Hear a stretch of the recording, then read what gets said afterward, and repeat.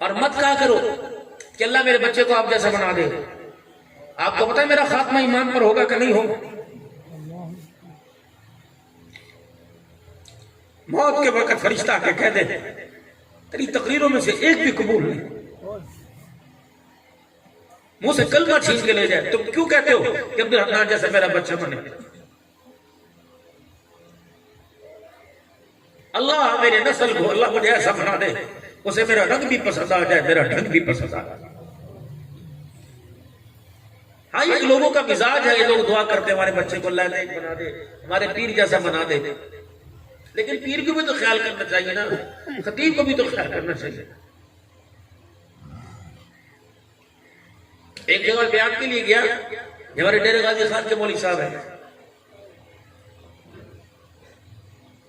मैंने उस दिन तहज्जुद नहीं पढ़ी, उसने तकरीर के अंदर कह दिया, पिछले दिनों की बात, उसने तकरीर के अंदर कह दिया, आपको पता है कहां से थका हुआ फकीर आदमी आया था, इसका जिस्म देखो और इसकी सेहत देखो। मेरी आंख खुली, तहज्जुद पढ़ रहा था, हालांकि मैं इशराक पढ़ रहा था, लेकिन वो अंधेरा था, कमरे में बारिशों का दिन थे, लेकिन मैंने कहा यार मेरे बारे में तेरे बंदे ये गुमान रख रहे हैं, मैं कितना बदल सी। मैंने उस दिन से कोशिश शुरू कर दी, कदम तो उठाओ यार, हवाओं पर हमारी हुकूमत थी, सब कुछ करते थे, क्या कर बैठे, खुदा नाराज कर बैठे। आज दुनिया के अंदर इस वक्त हालात है, इतनी बदनसीबी, चोरी सीना चोरी।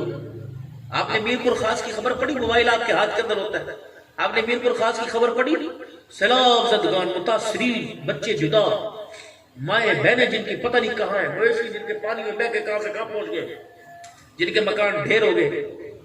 लेकिन मेरे जैसे निकम्मों ने क्या किया, उनके लिए खाना लेके गए और उस खाने के अंदर बेहोशी वाली अद्वियात मिला दी, पूरे के पूरे वसेब और बरादरी को खाना खिलाया, चावल खिलाए, सारे बेहोश हो गए। जो इमदादी सामान उन्हें सदके का मिला था वो भी लूट के आगे गए। हम काबिल रहम है नहीं से, हमारे पर रहम, हमारे पर तो पता नहीं, बस अल्लाह माफ फरम, हमारे तो कहर बरसना चाहिए हमारे। और इस वक्त जो हालात है उसके मुस्तहिक, बजाय अल्लाह से माफी मांगने के केड़ी गुनाह सानू, केड़ी सजा सानू दिंदा पे, वो तेरा पाबंद है।